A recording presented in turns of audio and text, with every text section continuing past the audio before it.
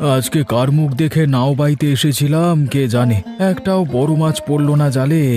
শুধু এই ছোট ছোট চিংড়িগুলোতে জাল ভরে গেছে, এগুলো নিয়ে এখন কি করব আমি?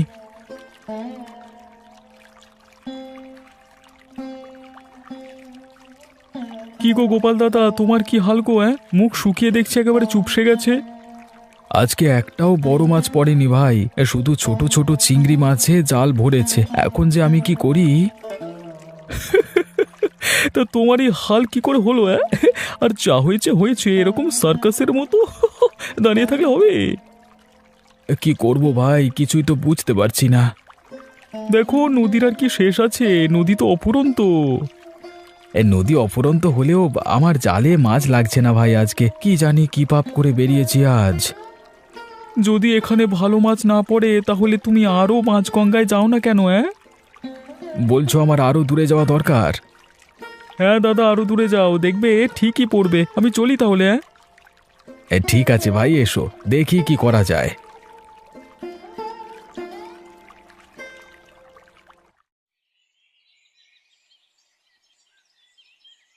কি রে পলাশ, এত বেলা হয়ে গেল এখনো নাক ডাকিয়ে ঘুমাচ্ছিস?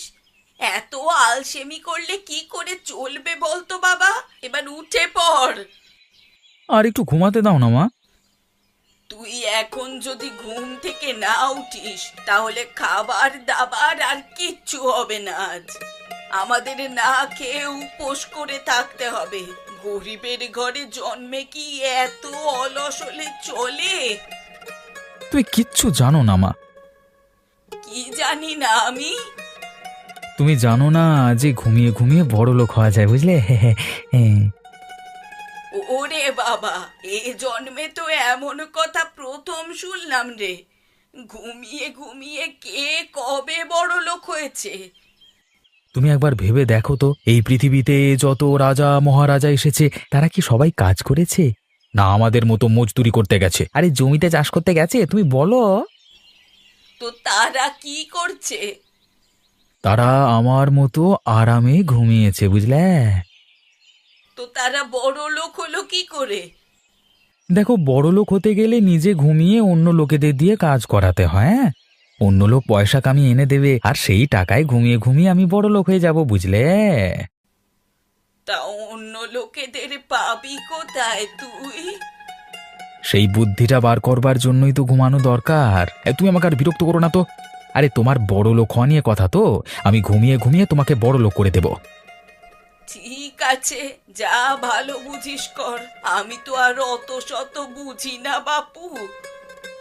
দেখো, নিজেকে কেমন যেন একটা রাজা মহারাজাদের মতো মনে হচ্ছে। মনে হচ্ছে আমার অনেক কর্মচারী সিপাহী রয়েছে, তারা আমার জন্য কষ্ট করছে, টাকা রোজগার করছে, আর আমি সেই টাকায় আরামে বসে বসে খাচ্ছি।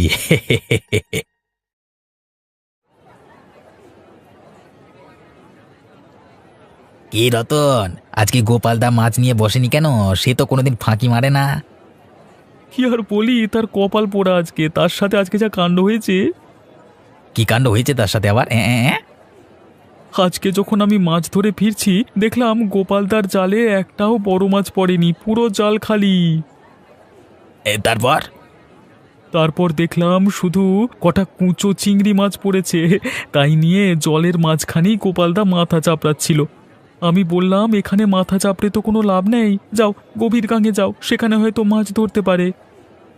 তার মানে আজকে তার কপাল পোড়া, কি বলো? হ্যাঁ, মানুষের সব দিন তো আর সমান যায় না। আজকে ওর খারাপ গেছে, কালকে আমার খারাপ আসতে পারে, পরশু তোমার খারাপ হতে পারে, তাই না? আরে আমার খারাপ কখনো হবে না, সে তোমাদের যাই হোক। তবে আমি কিন্তু বেশ আনন্দ পেয়েছি বাবু তোমার থেকে এই কথা শুনে, বুঝলে? কিসে আনন্দ পেলে তুমি? এই যে এই গোপালদার দুঃখ শুনে, আরে আমার তো ভেবেই হাসি পাচ্ছিল যে লোকটা কাঁদো কাঁদো মুখে মাছ না পেয়ে নদীর মাঝখানে দাঁড়িয়ে আছে। আরে এমন মজা কি আর এমনি এমনি পাওয়া যায় গো? তা যাই হোক বাবু, তবে লোকটা কিন্তু সত্যিই দুঃখ পেয়েছিল। আর ওর সত্যি দুঃখ শুনে আমি আনন্দটাও পাচ্ছি সত্যি করে।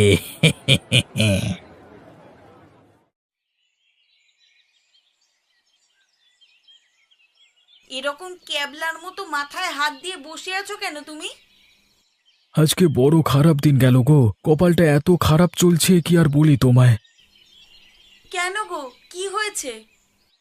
আজকে সারাদিন নাও বেয়ে একটাও বড় মাছ ধরতে পারলাম না। পুরো দিন খেটে শেষ পর্যন্ত কটা মাত্র ছোট মাছ পড়েছে। রতনের সাথেও দেখা হয়েছিল, ও বলল বটে গভীর জলে যেতে, কিন্তু তুমি মানা করছো বলে গভীর জলে আমি যাই না। আর এদিকে পাতলা জলে মাছও পড়তে চায় না, কি যে করি আমি। শেষ পর্যন্ত কি মাছ পড়লো তোমার জালে? কয়েকটা ছোট ছোট চিংড়ি মাছ ছাড়া আর কিছুই পড়েনি। অল্প জলে চিংড়ি মাছ ছাড়া আর কিছুই পাওয়া যায় না। দেখো, যার কপালে যা থাকে তাকে সেই নিয়ে সন্তুষ্ট থাকতে হয়। কিন্তু তা বলে আমার কপালে বড় মাছ দেবেন না?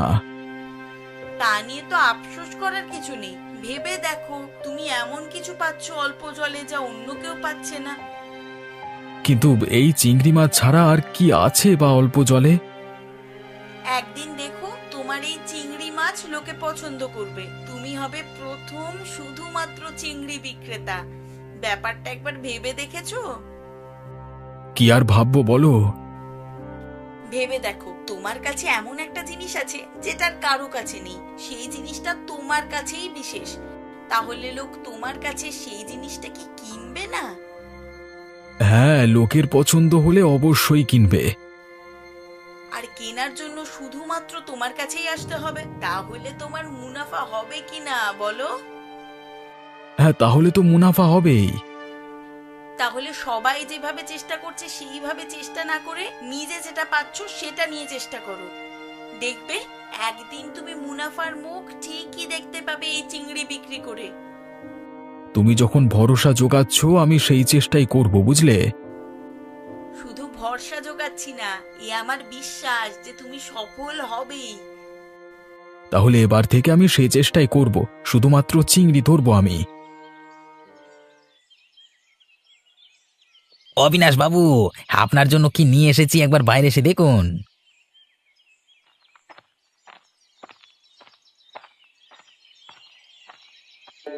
আরে কি নিয়ে এসেছো নগেন? এই দেখুন, আপনার জন্য বাজারের সব থেকে বড় মাছটা নিয়ে এসেছে আজকে। বাহ, এত বড় মাছটা কি তুমি আমার জন্য নিয়ে এলে? হ্যাঁ বাবু, এই মাছ শুধু আপনার জন্যই নিয়ে এসেছি। এত সুন্দর মাছ তুমি পেলে কোথায়? হে বাবু, সে কি আর খুব সহজ উপায় পেয়েছি? অনেক কাঠখড় পুড়িয়ে, অনেক কষ্ট করে, অনেক জায়গায় দৌড়ে খুঁজে তবে আপনার জন্য সেরা মাছটা নিয়ে এসেছি। তা বেশ করেছো, বেশ করেছো। আপনি খুশি হয়েছেন তো বাবু? হ্যাঁ, খুশি হয়েছে, কিন্তু এর দাম কত? বেশি না বাবু, আপনার থেকে কি আর বেশি দাম নেব আমি? তাও বলো না, এর দাম কত? আমি আপনার থেকে কি এক পয়সাও লাভ করব? যে পয়সায় কিনেছি সেই পয়সাটাই দিয়ে দিন। সেই পয়সাটা কত নগেন? মাত্র 2000 টাকা বাবু। বেশ, নিয়ে যাও, নাও এই টাকা।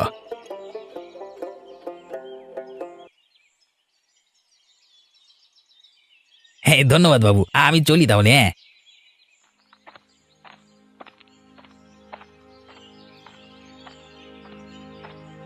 হ্যাঁ বেটা, এভাবেই বোকা বড়লোক অবিনাশকে ঠকিয়ে পকেট গরম করি আমি। বেটা কিচ্ছু জানে না জিনিসপত্র দামের সম্বন্ধে। এই মালটার দাম যতটা, তার 3 গুণ পয়সা পুড়েছি পকেটে। এখন আমার পকেট গরম, আর যতদিন অবিনাশ আছে ততদিন আমাকে পকেটে চিন্তা করতে হবে না এইভাবে।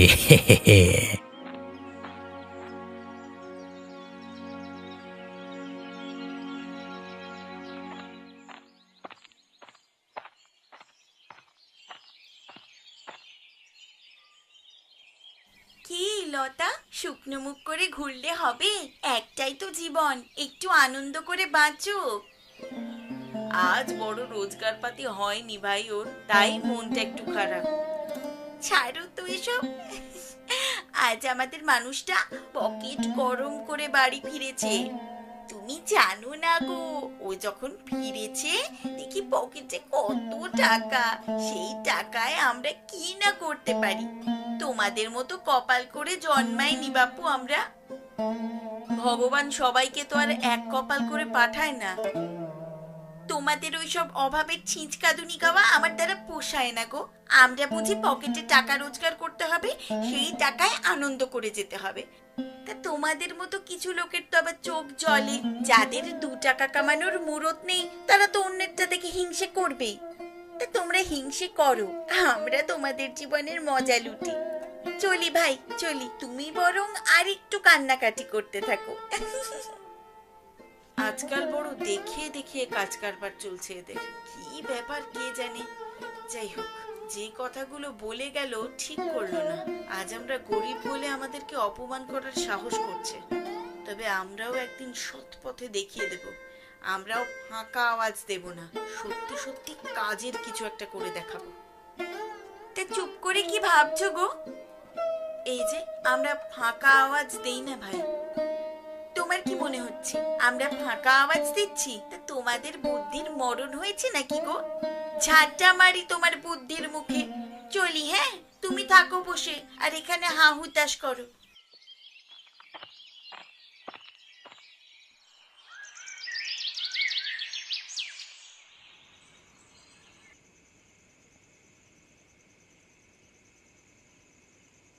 এটা কি রান্না হয়েছে মা? আলু ভাতে ভাত দিয়ে কি খাওয়া যায়? মুখে ভাত উঠছে না আমার।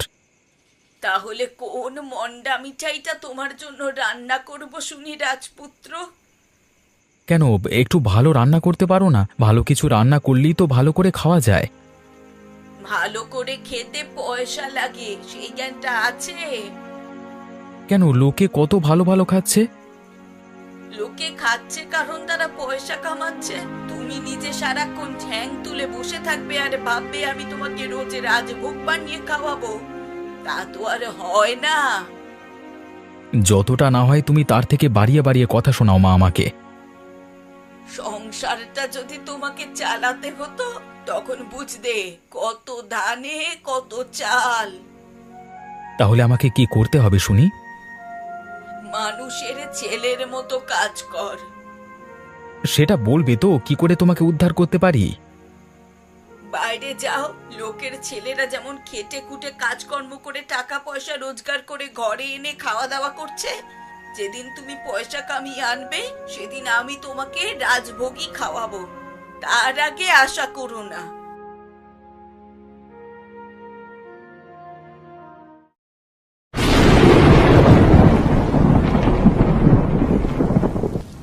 বউয়ের বুদ্ধিটা ভালো লেগেছে। আজকে অল্প জলেই বরং বউয়ের কথা মতো মাছ ধরবো।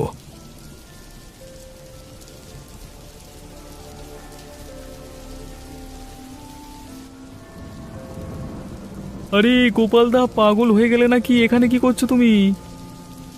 এখানে আছি ভাই, ভালো। তা মাথা ঠিক আছে তো? হ্যাঁ, সবাই গভীর জলে মাছ ধরতে যায় আর তুমি কিনা এই হাঁটু জলে দাঁড়িয়ে দাঁড়িয়ে নাটক করছো। আজকাল নদী দেখে ভয় পেতে শুরু করলে নাকি? নদী যাদের পেট চালায় তাদের কি আর নদী দেখে ভয় করলে চলে ভাই? ভাবলাম পুরো গঙ্গা তোমাদেরকেই ছেড়ে দিই, আমি এই সামান্য অংশটুকু নিয়ে সুখে শান্তিতে থাকি। তোমরা যাও না দূরে, কেউ তো মানা করেনি, তবে আজকের দিনটা নয় ছেড়েই দিতে। কেন, আজকে কি হয়েছে কি? আজকে এই বৃষ্টি বাদলার মধ্যে গঙ্গার বেশি গভীরে না গেলেই ভালো। বললাম না গোপালদা, তোমার বয়স হয়েছে, ওই জন্য তুমি ভয় পাচ্ছ। ভয় পাইনি ভাই, ভয় পাইনি, তবে তোমার থেকে নদীকে আমি একটু বেশি চিনি তো, তাই বলছি।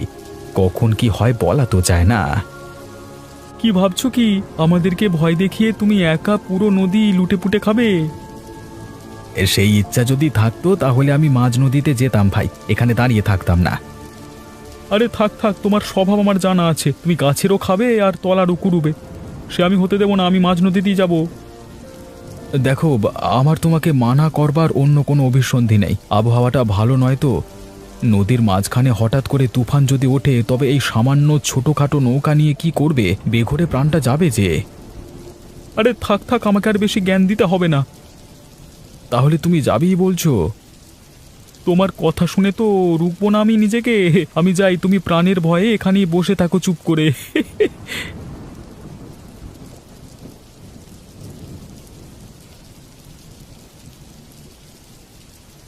এই আমি যাচ্ছি তোমার ঘর থেকে, তুমি শান্তিতে থাকো, আমি না থাকলে বুঝবে মজাটা। ওরে আমার নবাব পুত্র, রে, যা যা, কোথায় যাবি? আমারও দেখা আছে তোর মুরদ।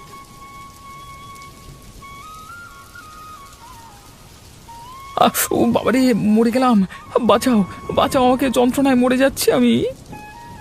হয়েছে তো, মায়ের সাথে ঝগড়া করে বেরোনোর ফল পেয়েছিস তো।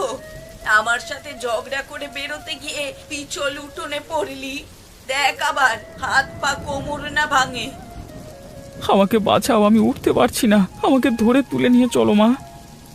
আয় বাবা আয়, দেখলি তো অকারণে ঝগড়া করার ফল। বড় কষ্ট হচ্ছে। মায়ের কথা একটু শুনে চললেই তো পারিস। মা কি তোর খারাপের জন্য বলে রে? আমি এখন কোমরের যন্ত্রণা ছাড়া আর কিছু ভাবতে পারছি না। ও বাবা! চিন্তা করিস না, সব ঠিক হয়ে যাবে। এখন থেকে আর ঝগড়া করিস না আমার সাথে। ঠিক আছে মা, ঠিক আছে। ও বাবা!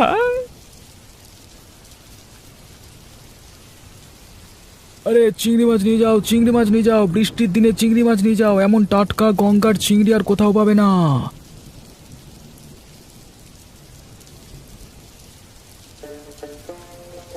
বাহ গোপাল, তুমি তো ভালো বুদ্ধি করেছো। সত্যি একটা নতুন কারবার ভেবে তুমি বের করেছো, বুঝলে? এই বর্ষার দিনে এমন চিংড়ি মাছ খাওয়ার আনন্দই আলাদা। তুমি যদি এমন বুদ্ধিটা না করতে, তাহলে আমাদের আর চিংড়ি মাছ খাওয়া হতো না।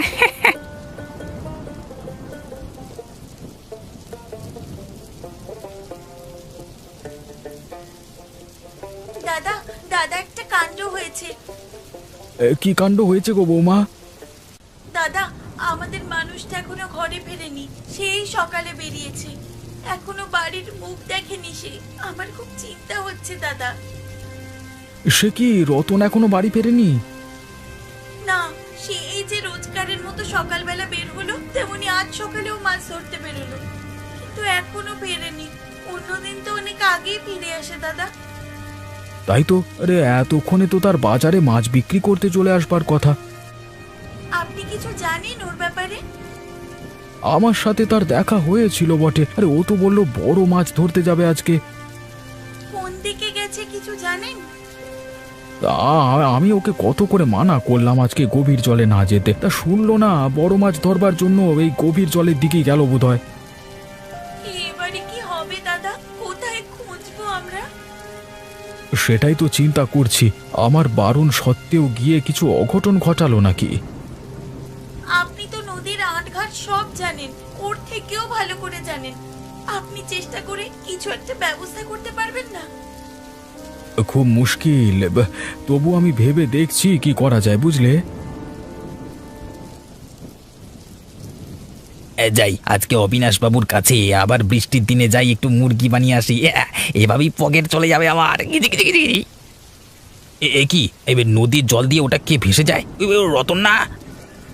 বাঁচাও, আমাকে বাঁচাও। দাঁড়া ভাই, আমি আসছি। এই এই হাতে ধর, হাতে ধর। উঠে আয় ভাই, উঠে আয়, উঠে আয়। ও ধন্যবাদ দাদা, ধন্যবাদ, আমাকে বাঁচালে। এই তোর এই অবস্থা হলো কি করে রে? আর বলো না দাদা, আমি আজকে মরতে মরতে বেঁচেছি। আমি মরেই যেতাম আরেকটু হলে। কি হয়েছে সেটা তো বল। গভীর গাঙে হঠাৎ করে তুফান এলো। আবহাওয়া খারাপের জন্য আমার নৌকা ভেঙে গেল আর আমি জলে গিয়ে পড়লাম। পড়ে হাবুডুবু খেতে খেতে মরিয়ে যাচ্ছিলাম। তারপর কোনো রকমে সাঁতরে পার হয়ে ফিরেছি। ওঠার ক্ষমতা ছিল না একদম। তুমি যদি না আসতে তাহলে এখানেই মরে মরে থাকতাম। তোমার কপাল ভালো যে তুমি বেঁচে গেছো। আমার বড় শরীর খারাপ লাগছে দাদা, আমি আর কিছু কথা বলতে পারছি না। আমার প্রাণ রক্ষা করো তুমি দাদা। চলো চলো, তোমাকে বাড়িতে পৌঁছে দিয়ে আসি, চলো।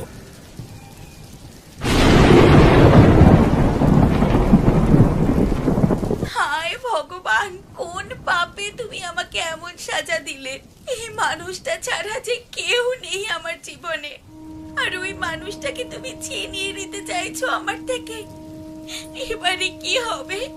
এই মানুষটা যদি সুস্থ হয়ে না ওঠে তো? আজকে রতন খুব বাজা বেঁচে গেছে। এই মাঝ নদীতে হঠাৎ তুফানের মাঝখানে পড়ে নৌকা ভেঙে মরতেই চলে চলে চলে। এই ভগবান যদি আমাকে সঠিক সময় সঠিক জায়গায় না পাঠাতো না, এই জলে ডুবে আজকে পটল তুলতো, ঠিক আছে? আমি কতবার বলেছি এই খারাপ আবহাওয়ায় বাইরে যেও না, তা আমার কথা শুনলে তবে তো। আমার সাথেও দেখা হতেই ওই কথাটাই বলেছিলাম আমি। আপনিও মানা করেছিলেন দাদা। তাহলে আর বলছি কি, আমি বললাম যে আজকে অল্প জলেই মাছ ধরো, না হলে মাছ না ধরে ফিরে যাও। একদিন ওই মাছ গাঙ্গে গিয়ে মাছ না ধরলে এমন কিছু আসে যাবে না। মানুষের প্রাণটাই তো আসল না। আমাদের মানুষটা বরাবরই জেদি, কারোর কথা শোনে না। আমি কত করে বোঝালাম আজকে নদীতে তুফান আসবার সম্ভাবনা রয়েছে, খারাপ কিছু হলে ওই ছোট ডিঙি নিয়ে বাঁচতে পারবো না। তা যা বলেছিলাম তাই হলো, দেখো না। তবু ভালো, মানুষটার প্রাণ বেঁচে গেছে। তবে এর থেকে একটা শিক্ষা নেওয়া উচিত ওকে। এত কিছুর পর নিশ্চয়ই ওর মাথায় ঢুকবে যে সবার পরামর্শ নিয়ে কাজ করা উচিত। আপনাদের কৃপাতেই আজ ওর প্রাণ বাঁচলো, ধন্যবাদ আপনাদের। ধন্যবাদ নগেনকে দাও, আমি তো শুধু মানা করেছিলাম, প্রাণ তো নগেনই বাঁচিয়েছে। মানে জীবনে প্রথমবার একটা ভালো কাজ করলাম। এই মানুষের ভালো করাই যে এত আনন্দ জানতাম না। আজ আমি জীবনের সেরা পাওনাটা পেয়েছি। এরপর থেকে আমি নিজের কাছে প্রতিজ্ঞা করছি, আর কখনো খারাপ কাজ করব না, কারোর ক্ষতি করব না জীবনে। এবার যা করব মানুষের ভালোর জন্যই করব।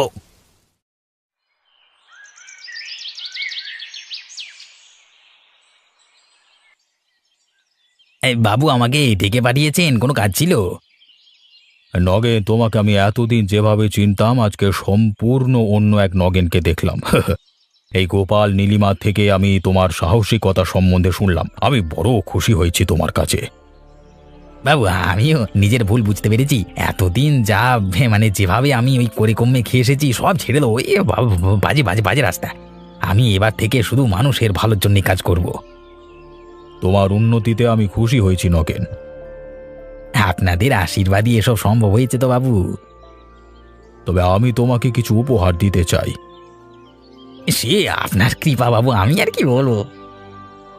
এই নাও, এর মধ্যে অনেক টাকা আছে, এগুলো আমি তোমাকে দিতে চাই, তোমার ভালো কাজের উপহার। না না না না না বাবু না, আজ আমি বুঝতে পেরেছি এই মানুষের কাজ করতে চাইলে কোনো স্বার্থ ছাড়াই করতে হয়। কিন্তু এটা তোমার ভালো কাজের জন্য পাও না, এটা তুমি অস্বীকার করো না। আমি স্বীকার করছি বাবু, তবে এই টাকা আমার থেকে বেশি যার দরকার সে হলো নীলিমা এবং ওই অসুস্থ রতনের চিকিৎসার জন্য। আর আমি ওদের হাতে তুলে দিচ্ছি টাকাটা।